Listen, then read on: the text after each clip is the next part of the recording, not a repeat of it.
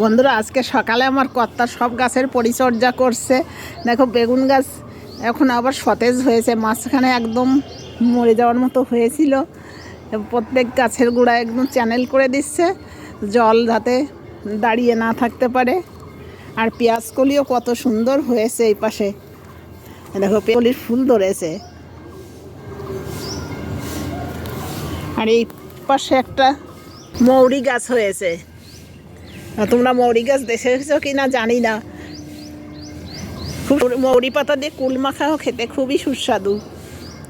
মাটি ওই ওই পাশটা ফাঁকা রয়েছে, অল্প মাটি রয়েছে। ভালো খেয়েছে না গাছে? হ্যাঁ হ্যাঁ, ফুল হয়েছে, বেগুন ধরেছে। হ্যাঁ, একটা বেগুন ধরেছে। এটা গাছে একটা দুটো বেগুন হয়েছে, আর অন্য কবের বেগুন গাছ প্রায় শেষের দিকে।